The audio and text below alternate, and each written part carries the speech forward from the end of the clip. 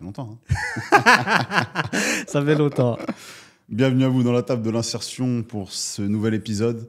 Aujourd'hui, je suis avec un profil particulier qui, en seulement 18 mois, a su développer son entreprise, sachant qu'avant, il avait un parcours entrepreneurial déjà bien ancré, bien solide, mais il a décidé de recréer, de dynamiser auquel marché de la création de contenu avec, vous allez le découvrir, un business model assez particulier et qui fait sa renommée aujourd'hui avec son associé.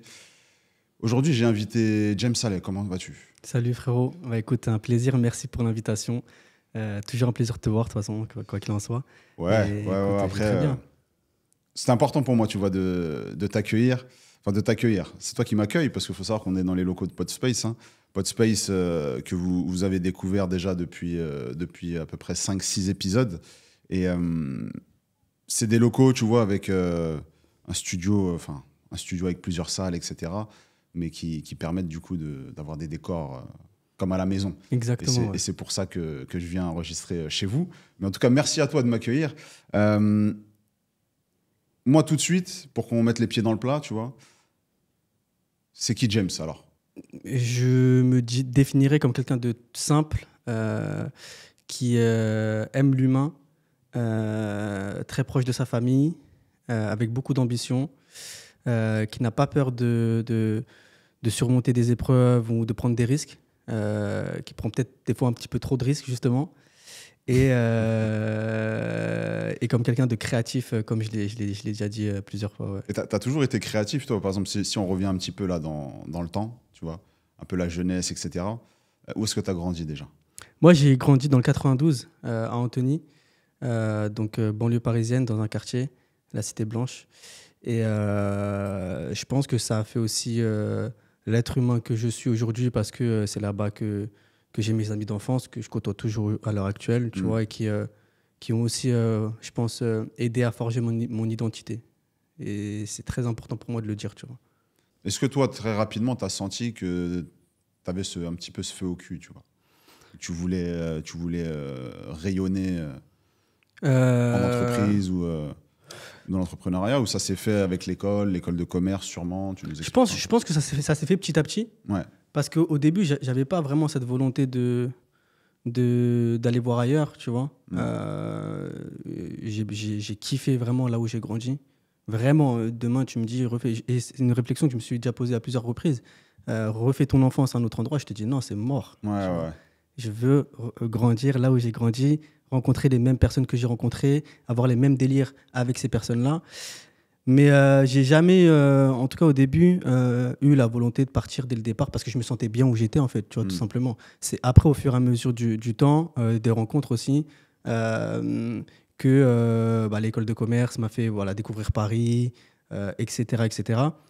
Et aujourd'hui, en vrai, tu vois, c'est une bonne question, parce que même aujourd'hui, je pense que là, tu vois, j'aimerais bien acheter une maison. Je suis en train de chercher. Et je cherche en banlieue parisienne, je ne cherche pas dans Paris. Et j'ai une discussion avec mon associé il n'y a pas longtemps. Il me dit, mais t'es un ouf, prends un appart dans Paris et tout. J'ai dit, non, frérot, je n'aime pas Paris. C'est bien pour faire du business, il y a de l'activité, etc. Mais qui plus est, maintenant, je suis papa, tu vois. Je veux ma tranquillité, mon calme, hors de Paris, en banlieue. Moi, j'aime bien, moi. En plus, je vois, toi, que tu sais, quand on regarde un petit peu tes stories, etc., tu es souvent en voiture. C'est-à-dire, tu viens, tu fais le trajet, donc banlieue, ouais, ça, Paris-Centre. Ça me fait chier, ça. Tu vois. Non, mais tu vois ça me fait chier, ça. Et t'anticipes tout ça. Toi, ça te dérange pas, finalement, Enfin, t'es prêt, entre guillemets, à ne pas être au cœur, tu vois, du réacteur, pour la tranquillité et le cocon familial, etc. Ouais, totalement. Après, il y a une autre question qui se pose aujourd'hui, c'est l'éducation de tes enfants et la sécurité. Est-ce que aujourd'hui la France, c'est le meilleur pays qui peut t'apporter ça? Je suis pas convaincu. Donc à court terme, je pense que je resterai ici, notamment parce que je souhaite aussi continuer de développer Podspace sur le marché français et spread et les différents projets d'immobilier, pourquoi pas, etc. Mais je pense que sur du long terme, c'est pas ma place ici. Tu vois? Et c'est partagé, tu vois, au sein de la famille, tout ça. Quand je dis les enfants, pas forcément, parce que c'est bas âge encore. Mais, par rapport à ma femme, ma mère, etc. Exemple. Ouais. Ma mère, elle m'a toujours poussé à à découvrir le monde, Ouais. vivre ma vie, tenter mes propres expériences, etc. Donc, ma mère, elle me pousse, tu vois, à partir. Enfin, elle me pousse à aller là où je me sens bien. Et tu irais où, toi? Top 3, là. Je sais pas, l'Asie, c'est trop loin, mais j'aime beaucoup l'Asie. Mais Ouais, c'est trop loin de la famille. S'il y a un problème, tu mets quoi, ouais, 12, 15 18 heures. heures, 18 heures de vol, relou, de voyage. Dubaï, je suis jamais allé, donc je peux pas vraiment donner mon avis dessus, même si on m'a toujours dit ouais, c'est la sécurité, plus voilà, c'est multiculturel, pour l'éducation des enfants, c'est bien, etc. Donc, why not? C'est un pays que voilà, je pense qu'on va vite visiter avec ma femme. Euh, et les États-Unis, ça dépend où, je pense. Parce qu'en vrai, si je te parle de sécurité, c'est pas le pays le plus safe non plus, les États-Unis, on va pas se le cacher. Pourquoi pas l'Espagne? L'Espagne, c'est à côté, Ce frérot. que j'allais dire, est-ce que tu penses Europe, etc.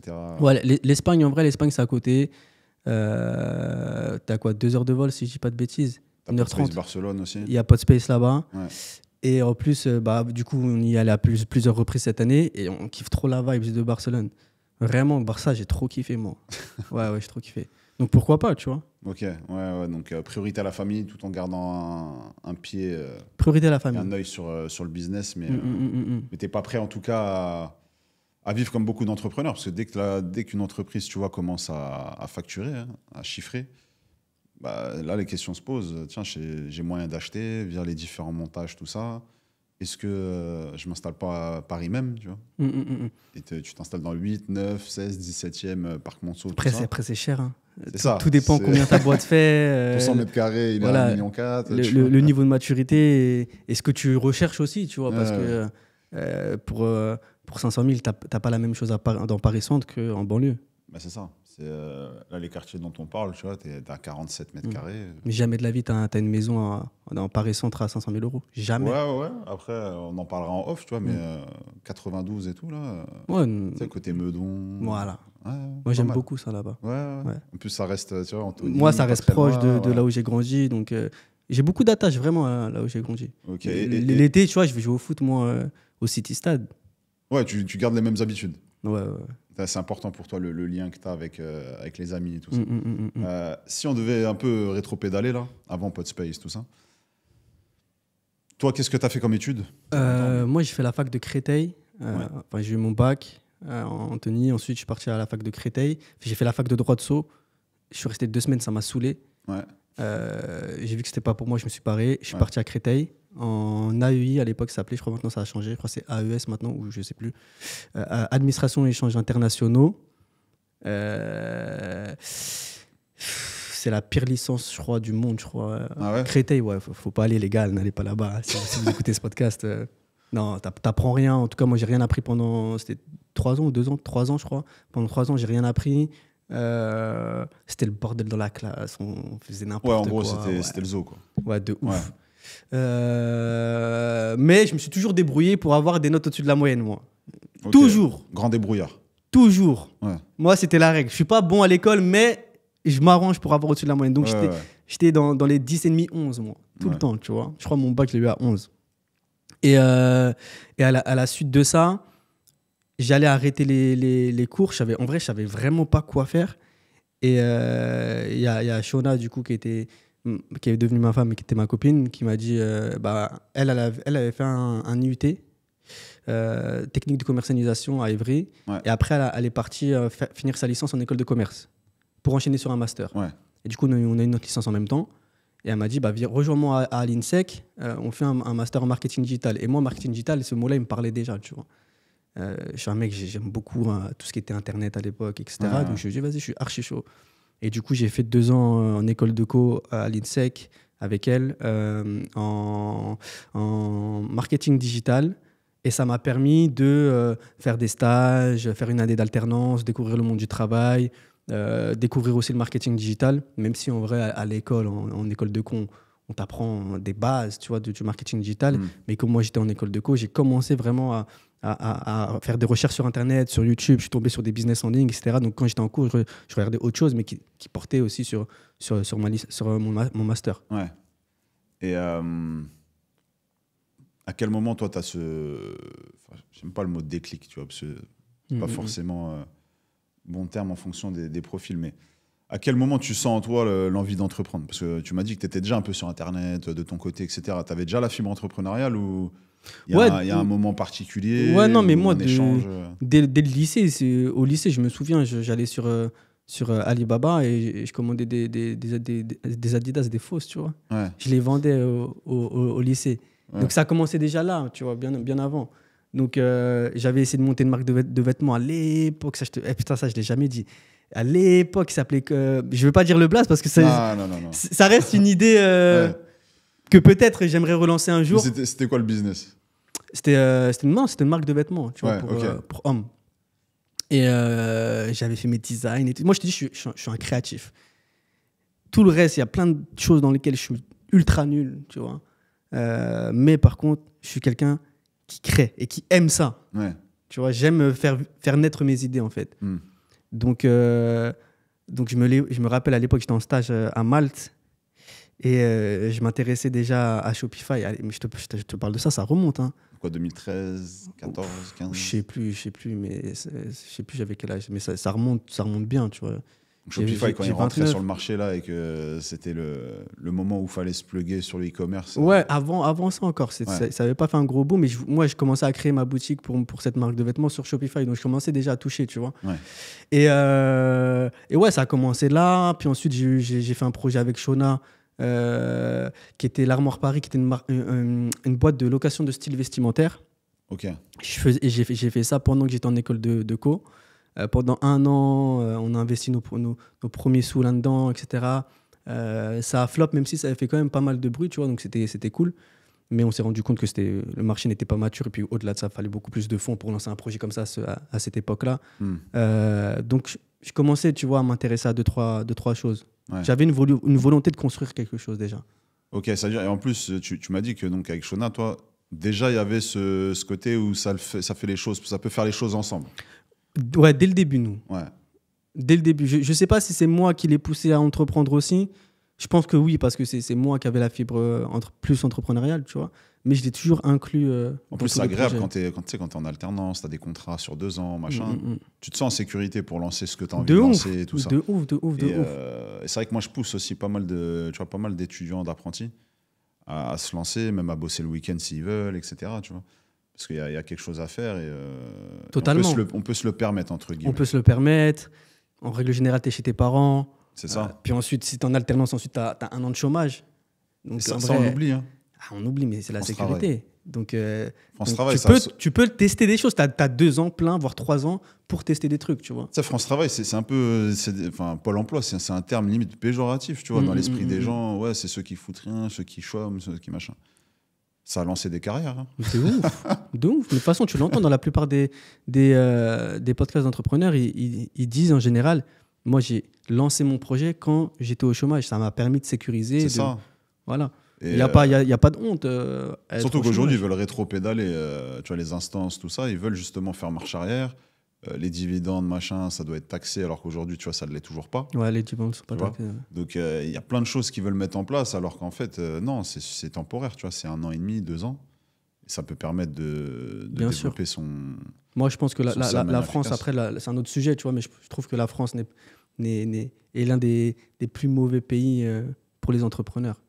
Après, moi, je dis ça, tout dépend, tu vois, si je te parle de l'immobilier, tout est relatif. Ouais, C'est un- mais ça dépend aussi comment ça s'appelle, le gouvernement en place, tu vois. Ça dépend aussi du gouvernement en place, exactement.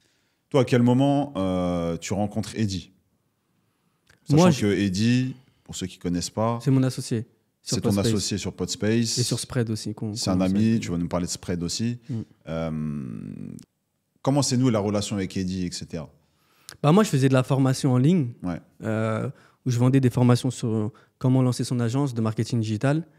Ça marchait bien. Je vendais via ma chaîne YouTube sur ma personal brand. Et à la suite de ça, j'ai rencontré Eddy, qui était un acteur de la formation aussi. Ouais. Et je suis devenu client de sa boîte. Et du coup, ensuite, on a sympathisé, on est devenus proches, on est devenus amis. Et un jour, on dîne, il me dit, ouais, j'ai l'opportunité de faire un business sur un local. J'ai un local, t'as pas une idée. Et 2 jours avant, il y a un gars avec qui je discutais bien sur Insta, qui était à Dubaï. je tombe sur une de ses vidéos, très quali, tu vois. Je dis, ouais, c'est incroyable, tu l'as tourné où la vidéo? Tu as investi du matériel chez toi et tout? Il me dit, non, non, du tout, c'est un mec qui vient d'ouvrir un studio de podcast. Et là, je dis, mais tu sais quoi? Regarde, je suis sûr que je peux retrouver la conversation parce que la dernière fois, hier ou avant-hier, je me suis dit, putain, ça serait dingue que je retrouve la conversation en vrai. Ouais. Et moi, je réponds, mais c'est une idée de génie qu'il a eue parce qu'en vrai, à Dubaï, il n'y a que des expats. Donc forcément, il y a de la demande.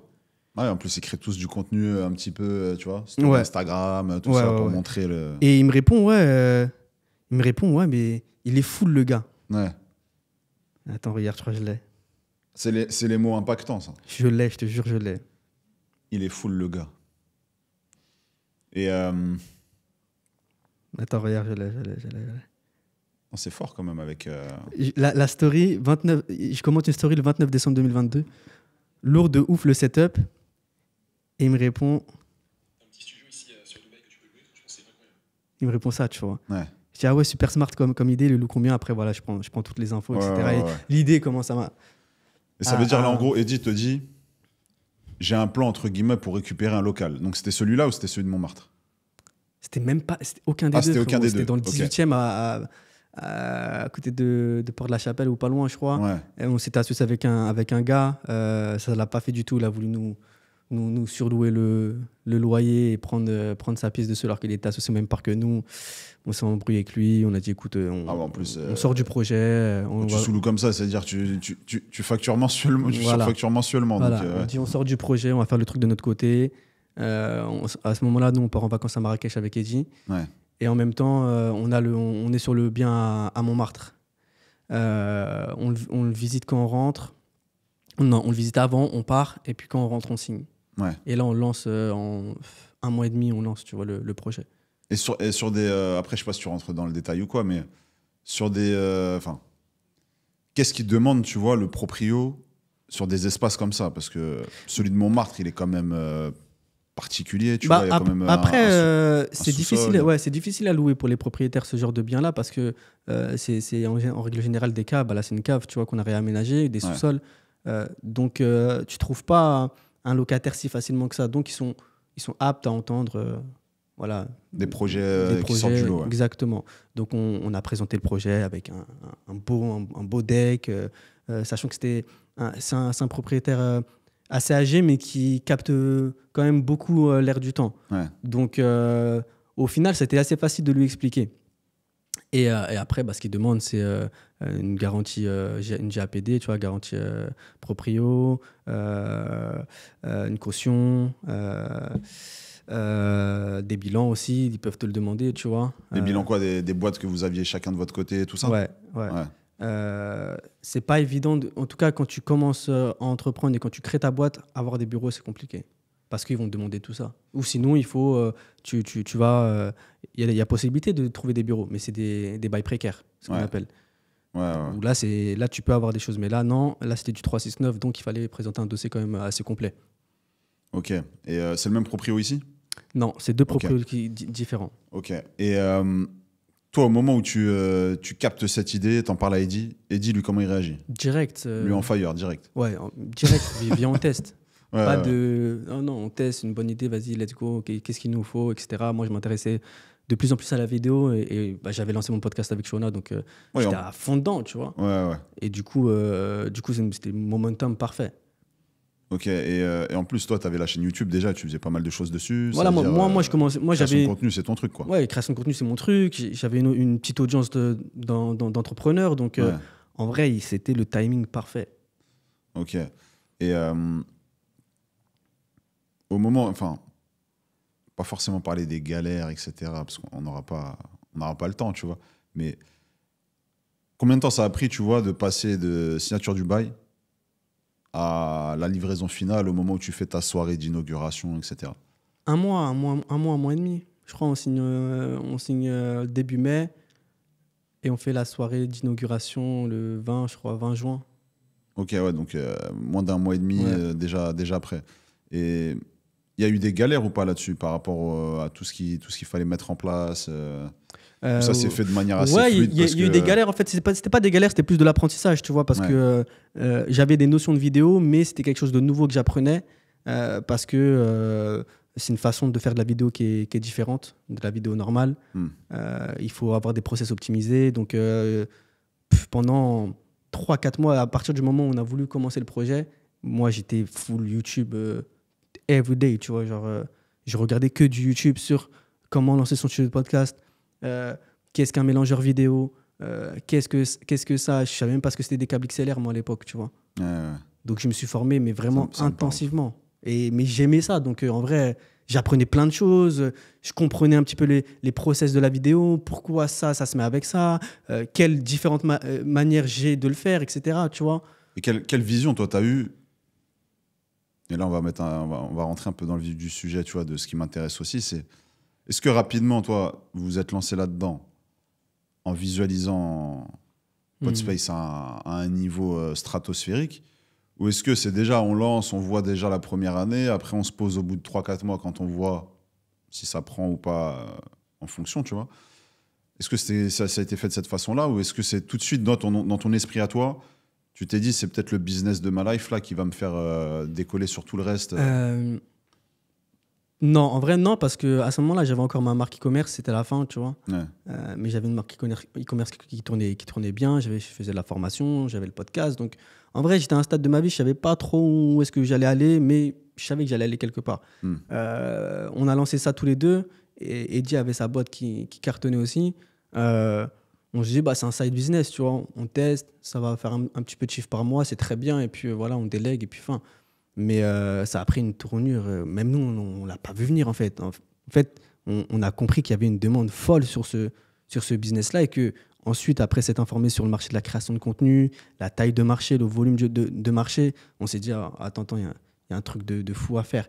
Et puis, au fur et à mesure des mois, en fait, on a compris que, c'est venu devant nous. Écoute, ça peut être un très, très gros business, tu vois, on ne se rend pas compte, mais ça peut être un business gigantesque. Et puis voilà, là, on en est là aujourd'hui. Ça fait que, mine de rien, 1 an et demi que la boîte est lancée. Et il y a on en parlera juste après, je pense, mais on a ouvert plein d'adresses. Plein d'adresses surtout. Et moi, ce que j'ai aimé, en tout cas, visuellement, vu de l'extérieur, on sent que tout l'oseille que vous avez fait, réinjecté direct, tu vois. Parce qu'il y a et c'est là où je pense, entre-temps, vous avez eu la vision, l'ambition, tu vois, qui a grandi d'un coup en disant, mais attends, si on arrive à remplir en moins de 2 mois, on a fait je ne sais pas combien.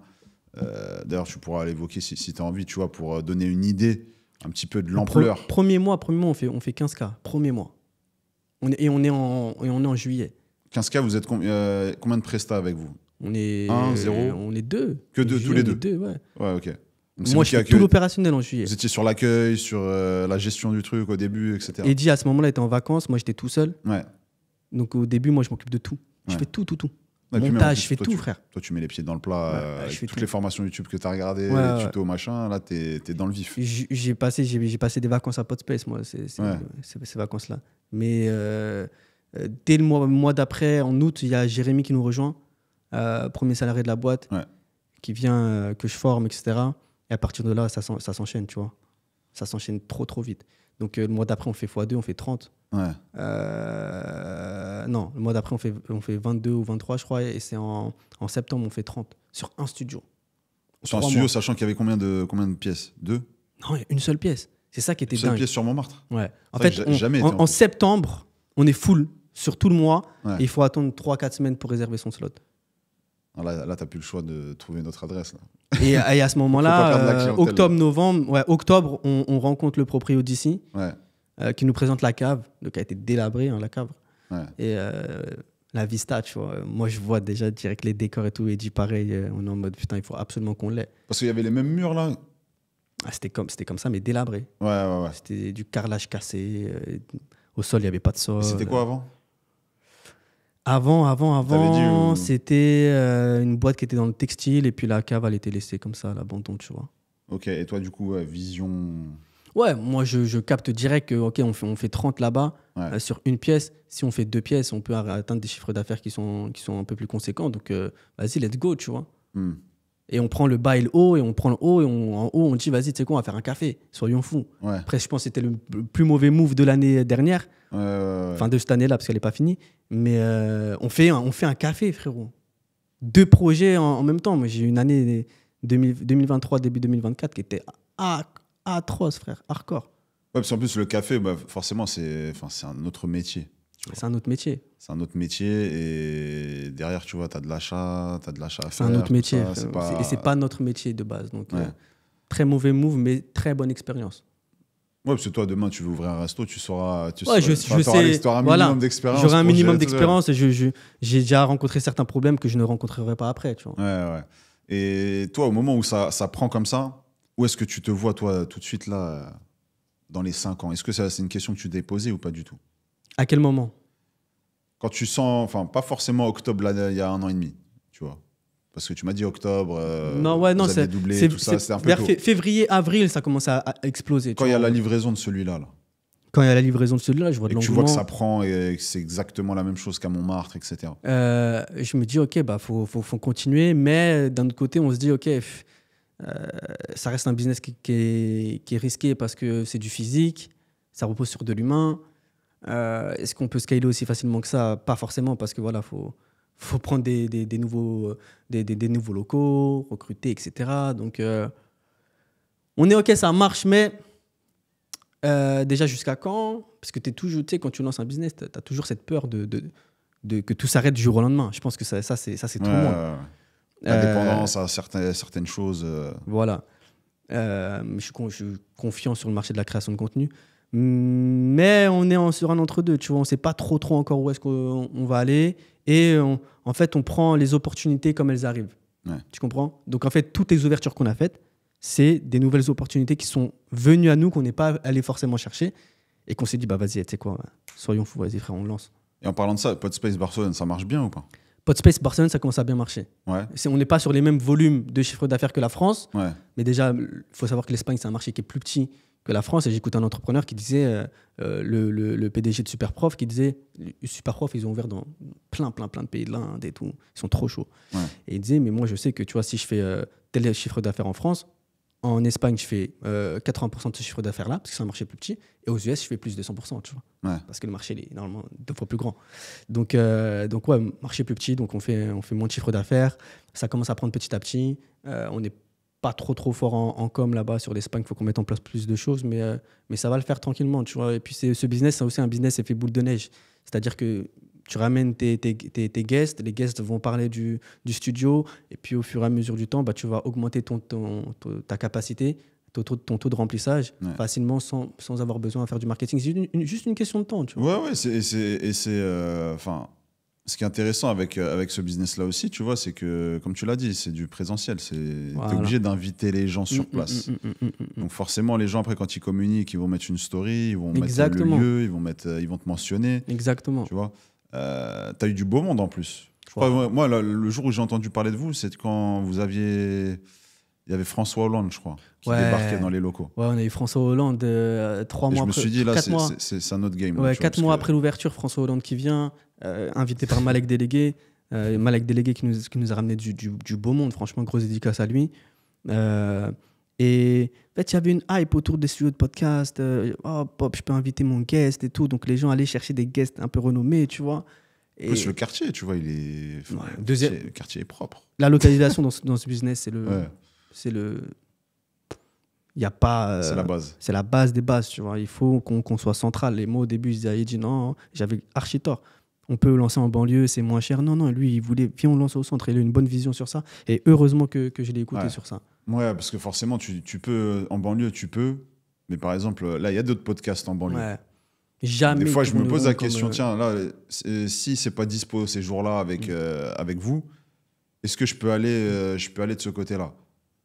Et là, je réfléchis, je dis, mais attends, l'invité, il habite à l'opposé. Il va prendre la voiture, il va faire 1h15 de route pour, tu vois. Et en fait, pas possible. Aujourd'hui, les gens, c'est métro ou rien. Métro ou rien. Ils préfèrent reprendre un Uber. Après, je pense que tu peux, mais ça ne sera pas la même type de clientèle. C'est ça. Là, tu vois, François Hollande, il vient parce que c'est central. Voilà. Jamais de la vie, il serait venu au fin fond du 91, tu vois. Ouais. Jamais. Non, ça pour le coup, c'est. On a reçu qui? On a reçu Tony Parker il y a 2 semaines. Ouais. Puis on reçoit des grosses boîtes. KPMG, Alibaba, LCL, NJ. NJ, j'ai vu, vous avez On été est parti sur là-bas. place. Donc là, ouais, pareil, vous exportez un petit peu aussi. Ouais, ça c'est quelque chose qu'on aimerait mettre en place Ce que sur j'allais Spread. dire, ouais, un truc peut-être à domicile. développer parce que pour le coup, tu as vu les marques. Hein. Tout Si passe par la vidéo. Si elle vous donne la prod, etc., derrière vous, ça vous déploie après. Ouais, Voilà, comme totalement. tu as dit, de l'humain. Après, c'est de l'humain, c'est de la gestion, mais le but là, sur les prochaines années, c'est de tout miser sur la tech. Ouais. Parce que Podspace, c'est un super business. Podspace, aujourd'hui, c'est une vraie entreprise, tu vois, qui a des employés, qui fait du chiffre d'affaires, qui est stable aujourd'hui. Là, on a ouvert du coup Barcelone, Lille en franchise, Miami ce mois-ci, Station F qu'on ouvre dans 2 semaines. Et la Réunion, bon, je communique dessus, mais je pense que ça sera live de toute façon. Ouais. La Réunion qu'on ouvre dans 2 semaines aussi, début janvier, ça fait beaucoup déjà, tu vois. Ouais. Donc, je pense qu'on s'est implanté aujourd'hui comme une marque, acteur majeur de son marché sur la création de contenu et sur les espaces de studio de création. Mais pour moi, la vision qu'on doit avoir, c'est comment on va réussir à pivoter pour scaler ce business-là. C'est ça la vraie vision, parce que le scaler Podspace, on a 2 choix. Soit on le fait en propre, ça va prendre du temps, soit ou en levant des fonds, pourquoi pas, tu vois. Soit en le faisant via un réseau de franchise. Mais c'est un tout autre business. Vous, aujourd'hui, vous penchez sur quoi? Nous, aujourd'hui... Rester sur fonds propres, entre guillemets, ou... On aimerait bien lever un petit peu de fonds pour respirer un peu, parce que c'est vrai que ça fait 1 an et demi maintenant qu'on est en fonds propres, qu'on réinvestit tout le bénéfice. Et au bout d'un moment, tu vois, tu commences à souffler quand même. Ouais. Donc, on aimerait bien lever pour ouvrir peut-être 2-3 autres grosses villes en propre, genre Lyon, Marseille, Bordeaux, pourquoi pas. Et s'arrêter là. Miser plus sur le marketing, améliorer notre espace de réservation. Pourquoi pas développer des services annexes sur l'accompagnement de marques dans la création de contenu ou ce genre de choses-là. Mais 2025, c'est tout sur la tech. Donc, tu vois, on est parti aux États-Unis en avril pour lever des fonds sur Podspace, pour ouvrir Podspace aux US à San Francisco. Ouais. On a rencontré des VC, dont un énorme qui a investi dans Lyft et dans Patreon et dans des grosses boîtes aux US. Et on fait le rendez-vous, ça se passe bien. Bon, stressant, mais ça se passe bien. Tu sais, les Américains sont straight to the point, tu vois. Ouais. Et à la fin, il nous dit, les gars, arrachez tout en Europe. Si ça marche bien en Europe, continuez en Europe et revendez votre boîte 10 millions. Tu vois. Il nous serre la main et on part. Ça s'est fini comme ça. Donc en gros, ça voulait dire, moi, j'investis pas dans votre boîte. Marketez la France et c'est fini. Et là, on se dit, ok, en vrai, enfin, c'est plus Eddy qui a cette vista-là. Tu vois, moi, je l'avais pas encore à l'époque. Et il dit, on doit faire de la tech. Il faut qu'on soit des entrepreneurs de la tech. Parce que là, on n'est pas pris au sérieux. C'est ce qu'il a ressenti. Lui, c'est ce qu'il a ressenti. Ouais. Moi, déjà, je trouvais déjà que ce qu'on avait accompli, c'était gigantesque, c'était huge. Mais tu l'as dit, je suis grave content le business, il dépend des gens, etc. Je suis grave content. Ouais. Mais c'est vrai que, businessment parlant, c'est de l'énergie. Tu vois, tu me vois ce matin, je suis en train de préparer un décor et tout. Frérot, et je vais faire ça jusqu'à quand, tu vois. Ouais. Et aujourd'hui, il y a des business qui te permettent de scaler des boîtes 0 à 1 million d'ARR en quelques mois. Et ces business-là, ils sont basés sur de la tech. Et on est dans un marché où la création de contenu, elle est évaluée à plus de 200 millions de dollars d'ici 2027, je crois, si je ne dis pas de conneries. On peut réussir à pivoter ou construire une boîte différente et laisser Podspace tourner, tu vois, en construisant un SaaS. Et c'est la vision qu'on a eue. Du coup, on s'est associé avec Thomas, qui était le CTO de Podspace, donc celui qui a développé le module de réservation, pour construire une plateforme qui va mettre en relation les créateurs de contenu et les espaces de création de contenu comme Podspace ou comme d'autres studios. Parce qu'au final, là, ces 12 derniers mois, il y a eu plein de studios qui ont pop parce que les gens ont vu le succès de Podspace et se sont dit, OK, c'est le nouveau business à la mode, il faut que je lance un studio de podcast. Donc, tu verras le nombre de gens qui m'ont dit, ouais, j'ai un espace ou j'ai un sous-sol qui sert à rien, etc.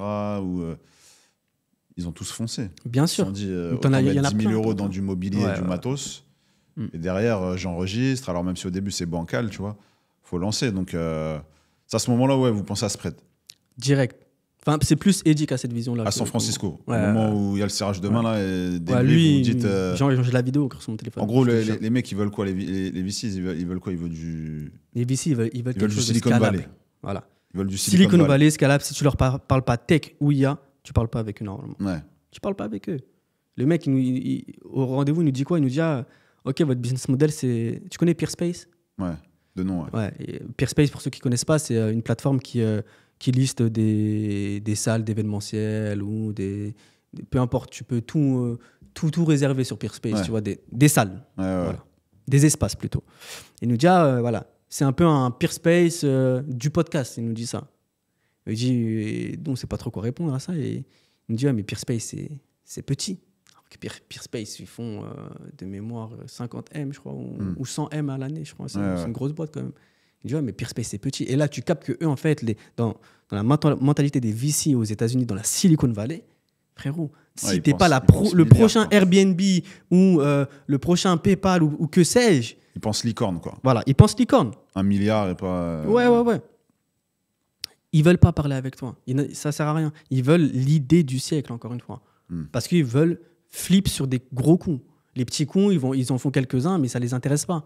Bah, surtout s'il n'est pas à 10 millions près, tu vois. Quand il te dit, ouais, bosse fort pendant 2 ans encore et revends dans 10 millions, il sait que pour vous, 10 millions, c'est une somme énorme, tu vois, mais pour lui, c'est... Exactement. C'est donc c'est à ce moment-là, on se dit, putain, ouais, en vrai, faut qu'on fasse de la tech, tu vois. Et moi, je pars en vacances en Thaïlande et on a un appel avec Thomas. Thomas qui avait suivi du coup Podspace de A à Z, vu que c'est lui qui a développé le module de réservation. Ouais. Et Thomas capte aussi qu'il y a un gros intérêt parce que tu vois l'attraction qu'on a sur Podspace, tu vois qu'il y a de la demande. Et à partir du moment, en fait, on valide déjà le besoin des gens de créer du contenu rapidement et simplement, on a juste à créer un produit qui facilite tout et qui répond à toutes les problématiques qu'on a rencontrées avec Podspace. Ouais. La gestion des fichiers, frérot, 3 caméras, c'est 10 gigas de fichiers par caméra. Les audios, on doit envoyer en 48 heures. C'est un process qu'on a mis en place, qui nous a mis du temps à mettre en place, qui est relou, tu vois, qui repose aussi beaucoup sur des humains. Des fois, tu peux te perdre dans des fichiers, faire des erreurs de fichiers. Il y a plein de problèmes que nous, on a rencontrés avec Podspace. Maintenant, il y a plein de problèmes que les créateurs de contenu ont aussi. Moi, je suis créateur de contenu. Je crée du contenu avec ma femme. Et j'ai des problématiques, tu vois. Mais on s'est dit, si on crée une plateforme, tu vois, qui déjà permettrait à tous les studios de podcast et de création de contenu d'être centralisés au même endroit, de connecter les créateurs de contenu ensemble et aussi avec les espaces, et ensuite de récupérer tout sur le même espace et de créer des shorts à l'infini ou d'uploader ces vidéos sur YouTube ou sur Spotify, peu importe, tu vois. Mais centraliser toute la création au même contenu. Et c'est là, on a dit, les gars, il faut qu'on lance spread. En mode limite aussi un planificateur de posts, etc. Il y a tout qui... Tout ne sera pas dévoilé dans la bêta qu'on lance en janvier. Mais en tout cas, c'est l'objectif. Mais c'est l'objectif à terme, d'ici 12-18 mois, de faire un truc, une plateforme qui regroupe les services essentiels à un créateur de contenu. Parce que moi, en tant que créateur de contenu, aujourd'hui, j'utilise Podspace pour venir tourner mes podcasts avec Shona. Je reçois mes vidéos sur mon espace client, etc. Mais ensuite, je les télécharge via Dropbox. J'envoie sur Premiere Pro pour faire mon montage. Ensuite, j'envoie sur CapCut pour faire mes sous-titres ou sur Soundmagic pour faire mes sous-titres. Ensuite, j'envoie sur Metricool pour planifier ou sur TikTok, parce qu'il a un planificateur aussi, pour planifier mes posts. J'utilise au moins 4 logiciels différents, tu vois. Il n'y a aucun logiciel qui te permet de tout centraliser au même endroit. Mais pourquoi ? Parce que personne n'est propriétaire du contenu. Nous, aujourd'hui, là, toi et moi, on est en train de créer du contenu. Le premier propriétaire, hormis toi, parce que c'est toi, c'est ta chaîne, c'est ton contenu, etc. Le premier propriétaire, c'est qui ? C'est le réseau social. Non, même pas. C'est Podspace. Ah, c'est Podspace, oui. Parce que c'est lui qui détient les fichiers. C'est lui qui va t'envoyer les fichiers. Tu vois ? Mais si demain, voilà, tu vas enregistrer dans un studio partenaire qui est listé sur Spread, le studio envoie le fichier du coup sur l'espace partagé avec toi, et que derrière Spread, directement, il te fait, avec de l'IA, 5 shorts à publier sur les réseaux sociaux, tu as juste à cliquer sur un bouton. Tu vas te dire, OK, je paye l'abonnement. Tu vois ce que je veux dire ? Et c'est là où j'allais demander en plus. C'est quoi le business model, etc. Bon, en gros, il y a un abonnement. Voilà, il y a un abonnement pour les créateurs de contenu. Et il y a un cut sur les studios de podcast où on va prendre, comme le ferait un Planity ou peu importe, 20% de cut sur chaque réservation. Ça demande quoi comme boulot de monter un projet comme Spread? Ça demande de... Surtout, et je te parle en propre, hein, parce que Planity, je sais pas qui est derrière ça, tu vois, mais tu as souvent des levées de fonds, t'as souvent, Comme Podspace ou comme Spread, c'est ta question? Spread. Comme Spread. Ça demande des personnes qui captent les enjeux et le marché dans lequel tu te positionnes. Donc c'est super important. Tu peux pas t'associer avec des gens qui captent pas le marché. On parle de la création de contenu. Ils nous font des gens, ils nous font des créateurs de contenu, quelqu'un qui a bossé déjà dans le monde de la création de contenu, des devs aussi qui sont mince, j'ai oublié le mot que je voulais dire. Mais bref, qui sont à l'aise avec le marché de la création de contenu, parce que sinon tu peux pas développer un produit. C'est pas possible. Le produit ne va pas répondre aux exigences des créateurs de contenu et des studios de podcast. Donc il te faut ça. Il te faut des cerveaux qui captent. Il te faut des bons devs, forcément. Il te faut de l'argent, un minimum. Ou si tu n'as pas d'argent, tu t'associes avec des développeurs. Et il te faut une bonne vision, je pense. Et itérer très rapidement. Tu te vois où, toi, dans 2030 5-6 ans là. En vrai, je ne sais pas si je vais répondre à cette question, parce que si je réponds à cette question et que je n'y suis pas, je serais déçu de moi, tu vois. Mais en vrai, d'ici 2030, j'aimerais, je pense, avoir exit de Podspace. Que Podspace soit une belle boîte rentable qui tourne. On est rentable de toute façon, mais qui tourne encore mieux. Avec toujours une belle équipe et une belle culture d'entreprise, parce que je suis beaucoup porté sur l'humain. Je ne sais pas si je serai en France, mais en tout cas avec une belle maison, ça c'est sûr. De toute façon, je travaille pour. Et sur un putain de gros projet comme Spread. En vrai, c'est dans 5 ans. Donc, et pourquoi pas avoir exit de Spread Le but, c'est de faire une boîte valorisée à 100 M. Je l'ai dit. Il y a des gens qui disent « Ah, mais toi, t'es un fou, 100 millions, tu te rends compte ce que c'est ?» Frère, j'ai dit 100 millions. Un Planity, là, tu sais combien c'est valorisé, ça ou... J'avais écouté un podcast la dernière fois du fondateur. Il n'avait pas dit combien il était valo. Mais tu sentais que c'était... Planity, je ne sais pas si c'est global, si c'est à l'international. Ils sont à l'international, Planity? Je sais même pas. Faudrait regarder. Je sais pas. Parce qu'à partir de ça, déjà, tu peux définir si c'est une Ouais. licorne ou pas. S'ils sont global, ouais, forcément, à mon avis, c'est une licorne. Mais je suis pas sûr qu'ils le soient. Je crois qu'ils sont peut-être que sur le marché européen, ou je sais pas. Parce que moi, je me dis pour Spread, tu vois, création de contenu, mais je suis sûr que dans 1 an et demi, même pas, vous allez plugger sur encore autre chose sur l'application. Peut-être, hein. Parce que Déjà... quand je vois, je crois, Planity, quand ils ont commencé, c'était que des rendez-vous massage, tout ça, tu vois. Après, ils ont plugué les coiffeurs, les barbiers et tout. Et si tu regardes bien, ils se greffent à pas mal de... Peut-être, faudra une audience, voir. une cible, tu vois, particulière. Je pense que quand tu lances un produit, tu vois, tu sais jamais vraiment quelle va être l'utilisation finale du produit. Et c'est pour ça que les SaaS, ils pivotent. En une année, ils peuvent pivoter 2 ou 3 fois, tu vois. Mais il y a une feature, encore une fois. Là, je pense que tu pourras me dire, toi, ce que tu en penses, mais... Eddie, il a poussé pour qu'on la fasse, et du coup, elle va être dans la bêta. C'est du coup la mise en relation des vidéastes et des créateurs de contenu entreprise pour ramener le studio de podcast chez toi ou dans ton bureau. Lui, il a vraiment poussé pour le faire. Moi, je disais, ouais, je suis chaud et tout, mais je pense pas que ça va être la feature, ce qui va faire que... Donc, on va quand même la mettre à disposition pour voir voilà, s'il y a un engouement, et peut-être que demain, Spread, ça sera que ça. Tu vois ? Parce qu'on a eu NJ qui nous ont demandé de venir chez eux. La dernière fois, on était à Station F, pareil. On a un gars pendant l'event de Station F qui nous a dit « Moi, j'ai un event, est-ce que vous pouvez venir ?» Donc, en vrai, tu vois qu'il y a de la demande quand même. Mais il n'y a personne qui répond à cette demande-là.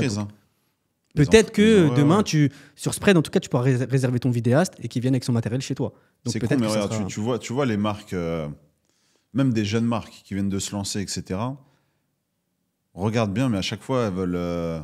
faire venir des gens pour du témoignage client. C'est vrai. Tu vois, juste du témoignage client. T'installes les gens comme ça. Ouais, c'est vrai. Facilité du truc, tu vois. C'est vrai. Professionnalisme et tout, vraie caméra. T'as pas besoin de... Tu sais, c'est pas avec ton iPhone pris dans le coin avec le bruit ambiant, tout ça.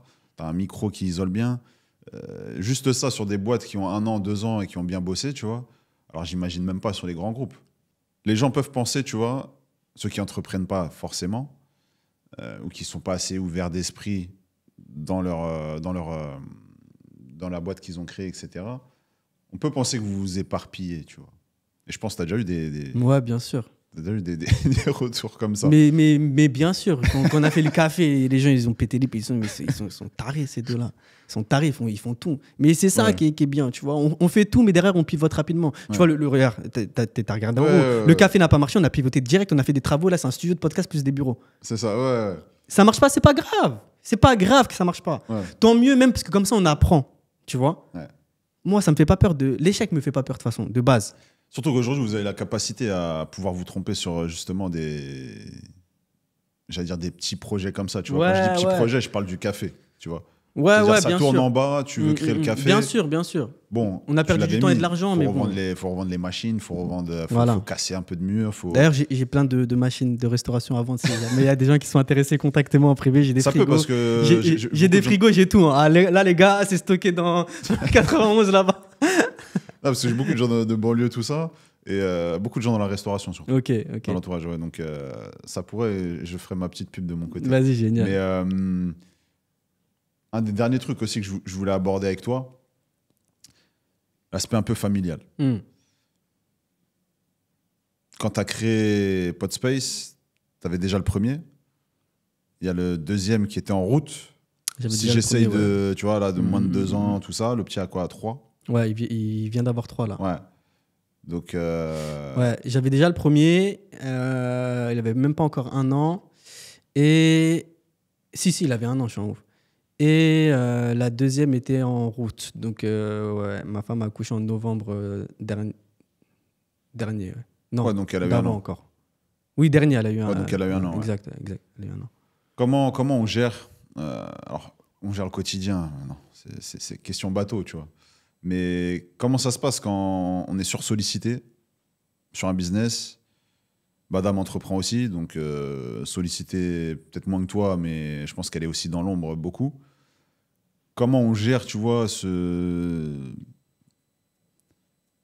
vie-là? Ça veut dire, t'as une ambition et à côté, t'as quand même des enfants qui réclament de l'attention et qui sont dans un âge où, tu sais, les 7-8 premières années, Tu dois être présent. c'est le reste de... Enfin, tout ça, tout ce que tu mets en C'est place, là que là, tu les 7-8 consolides premières vraiment années, va Bien dépendre sûr. de l'enfant que tu as engendré, tout ça derrière. Donc, comment on arrive à faire le lien et à rester focus sur les deux, sur les trois? Parce qu'il y a aussi la relation de couple qu'on peut avoir, tu vois, exact, ouais. et qu'on laisse des fois et qu'on peut délaisser sans le vouloir.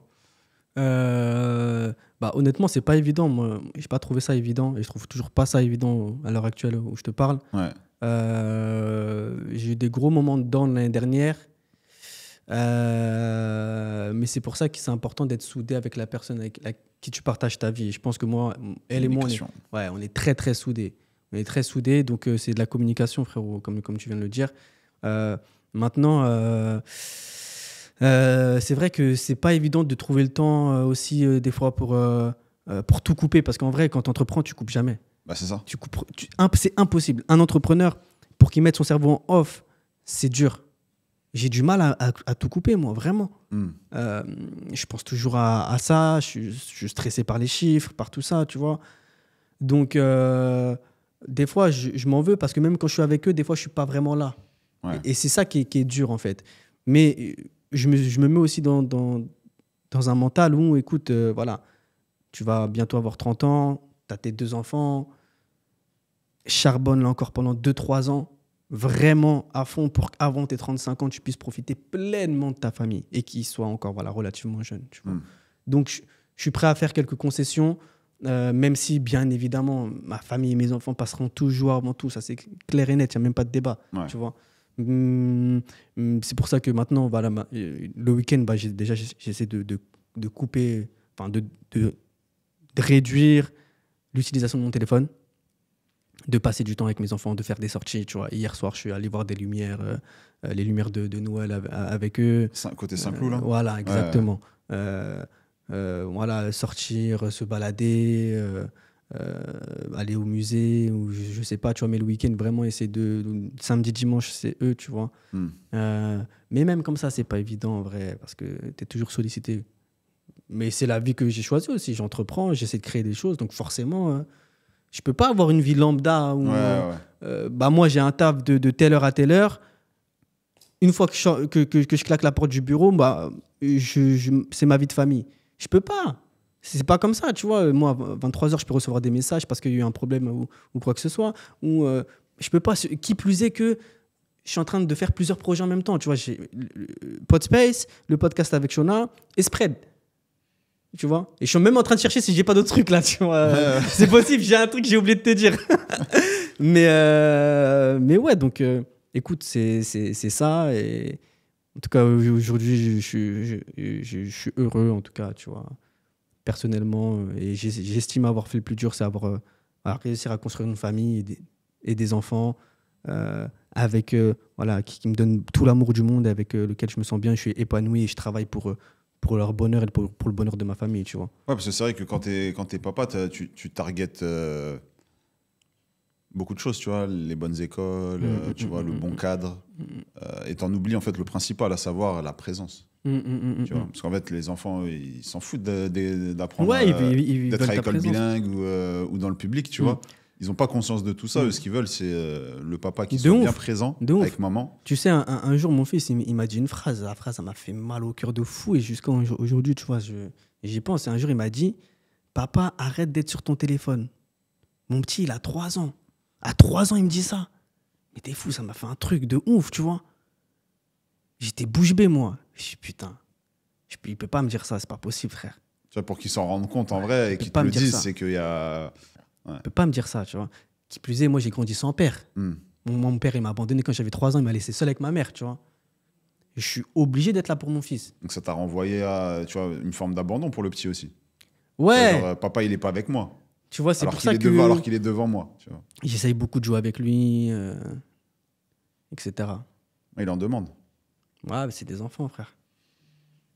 C'est un process compliqué. En même temps, c'est passionnant. Tu vois, parce que je pense que dès le lendemain, tu t'es réveillé, tu avais une autre énergie. Tu vois, tu fais les efforts, même si il y a toujours la demande. Mais en tout cas, je suis content de t'avoir eu sur cet épisode. Plaisir partagé, mon frérot. C'est court et en même temps, c'est intense. T'as pas forcément aussi le temps derrière, parce que comme tu l'as dit, il y a quand même une gestion, il y a quand même pas mal de projets. On avait calé ça déjà depuis 2-3 semaines aussi, hein, tu vois, donc c'est dire à quel point le planning, même pour moi, était un peu compliqué et s'adoucit là sur les périodes de fête. Mais merci à toi merci à toi pour m'avoir permis, j'allais dire de te faire venir. Non. si, tu me fais venir. Je dis merci d'être venu. Non, tout ça, mais tu me fais venir dans ton cocon. Ouais, c'est toi qui m'as ouvert la porte, tu vois, en arrivant. Donc non, c'est autre chose. Mais merci à toi en tout cas d'être passé me voir. Merci. Tu vois, même là, regarde, encore le lapsus, tu vois. Et merci à vous de nous avoir écoutés. N'oubliez pas de partager, liker, abonnez-vous, commenter, c'est important. Hein. Vous abonner. On peut te suivre sur quoi, James? Moi, je suis facile à trouver, moi. Insta, YouTube, TikTok, LinkedIn. Vous tapez James Alley, vous allez trouver des James Alley, du coup, A2LEY. Hein. Ouais, c'est ça. Okay, pour l'info. Vous l'avez aussi sur YouTube. Hein. Pas mal de conseils sur l'entrepreneuriat. Et il commence à se lancer dans le vlog aussi. Ouais. C'est ça, tu t'en as pas parlé. Bête de projet, ça. Le vlog, c'est... Là, je sors un épisode. Aïe. Ah, celui-là, il va être atroce. Hein. La caméra. Ah, celui-là, il va être atroce, attention. C'est quoi le titre? On n'a pas encore trouvé, mais de toute façon, c'est le format Road to 100M. Ouais. Donc, t'as vu le premier? Ouais. T'as bien aimé? Ouais. En vrai, moi, ce que j'aime, c'est que tu parles français. Tu vois, il n'y a pas de filtre, il n'y a pas de... Alors, peut-être certains, et même moi, des fois, je me dis, il donne cette info-là, c'est un ouf, tu vois. et Cheikh, il dit, des fois, il est pareil. Tu vois, des fois, tu donnes... T'anticipes un peu les trucs. Il ne faut pas trop en donner, mais après, je suis comme ça, tu vois, je suis comme ça. Après, c'est vrai que des fois, je me dis... Ça sent bon, En vrai, il donne à manger. Tu vois, il nourrit l'audience. Mais je pense que au-delà de tout, tu vois, l'essentiel, c'est rester authentique, c'est rester toi-même. Que ça soit devant la caméra ou hors caméra, tu vois, il faut rester toi et rester propre à ce que tu partages et tes valeurs. C'est le plus important. Moi, je veux pas que demain, il y a des gens qui viennent et qui me disent « Ah, mais en fait, il est pas comme sur ses vidéos. » C'est pour ça que même dans le podcast de James et Shona, elle est pareil et moi, je suis pareil. Ouais. Tu nous vois dans la rue, on est les mêmes, frères. Et c'est l'avantage de faire ça en couple. C'est qu'en vrai, faut être toi-même. En plus, c'est dans tes locaux. Tu vois, il y a tout pour être soi-même et pas se travestir. Parce qu'on voit. Donc, merci à toi, James. Merci, Arthur. Et à la famille, je vous dis à très vite. Ciao. Peace.